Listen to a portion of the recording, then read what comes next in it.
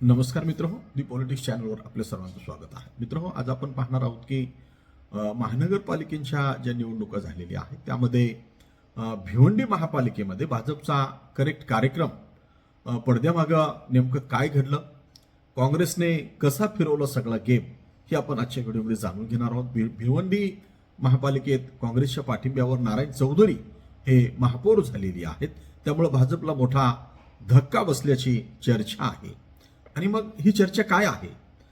भाजप हा सत्ता केंद्रित पक्ष आहे. सत्ता मिळवण्यासाठी त्यांनी कोणाशी युती केली नाही असं नाही. MIM सोबत सुद्धा भाजपने युती केलेली आहे. आणि मग अशा सगळ्या परिस्थितीमध्ये भाजपकडून बंडखोरी करत नारायण चौधरी हे भिवंडी महापालिकेचे महापौर झाले.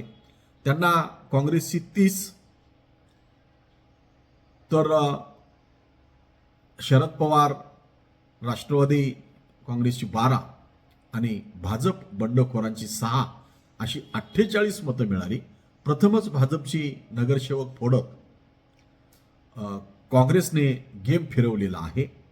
भाजपच्या स्नेहा पाटील यांना केवळ 16 मतं मिळाली.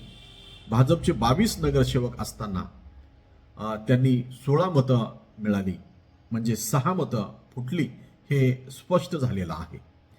आता भाजपचे सरकार केंद्रात आहे, राज्यात आहे. नारायण चौधरी हे भिवंडीमध्ये बांधकाम व्यावसायिका म्हणून परिचित आहेत. 2002 पासून पालिका राजकारणात भिवंडी विकास आघाडीच्या माध्यमातून ते सक्रिय झाले. 2007 मध्ये समाजवादी पक्षाकडून विजयी, तर 2 वेळा त्यांच्या पत्नी अलका चौधरी शिवसेना पक्षाकडून विजयी झालेल्या होत्या.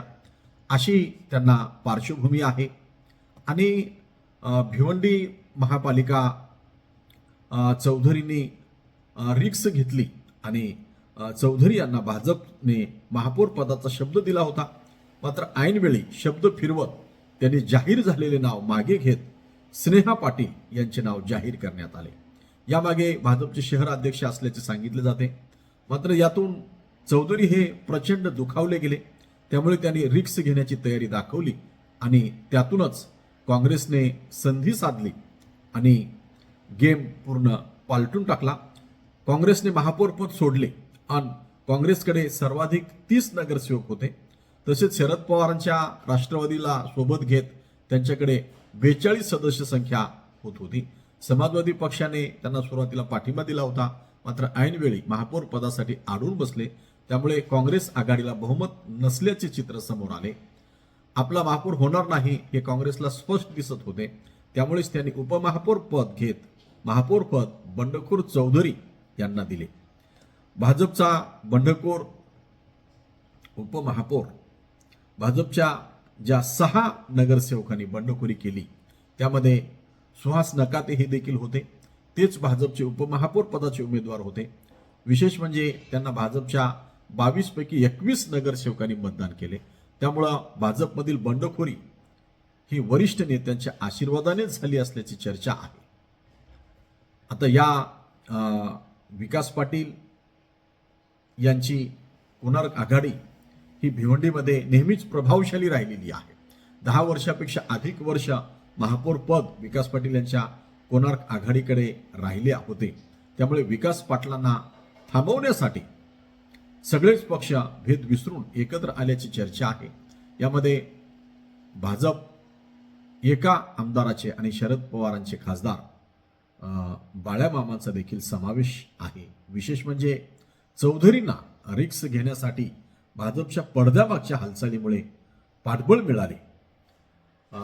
कुणाला किती मतं याचा जर आपण विचार केला तर 48 नारायण चौधरी भाजपचे बंडखोर जे आहेत त्यांना 48, म्हणजे काँग्रेसची 30, शरद पवार गटाची 12 आणि भाजप बंडखोर 6.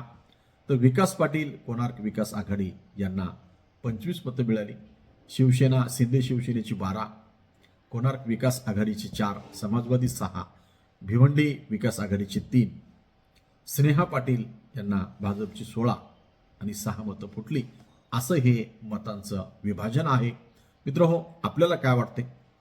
जी पक्ष केंद्रात राज्यात सत्तेमध्ये आहेत सगळं काही सत्तेसाठी आम्ही करू, सगळी गेम चेंजर आम्ही आहोत असं जर ते समजत असतील तर त्यांचा सुद्धा गेम कधी कधी होत असतो.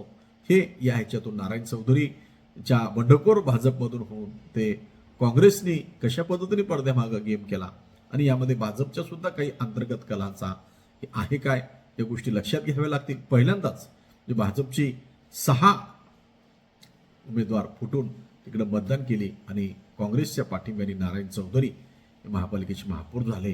तर आपल्याला काय वाटते आपण कॉमेंट करून कळवावं. कारण राजकारणाची जी पैसा केंद्रित आणि सत्ता केंद्रित राजकारण जे चालू आहे त्यामध्ये अशा पद्धतीचे जेव्हा प्रयोग घडतात तर त्यावर आपण लक्ष केंद्रित केलं पाहिजे. तरच आपल्याला लोकशाही आणि लोकशाही राज्यामधला राजकारण याची चिकित्सा आपल्याला करता येईल. म्हणून मित्र आपल्याला काय वाटतं आपण कॉमेंट करून कळवावं. या चॅनलवर नवीन चॅनल सबस्क्राईब करावं. धन्यवाद. जय हिंद, जय महाराष्ट्र.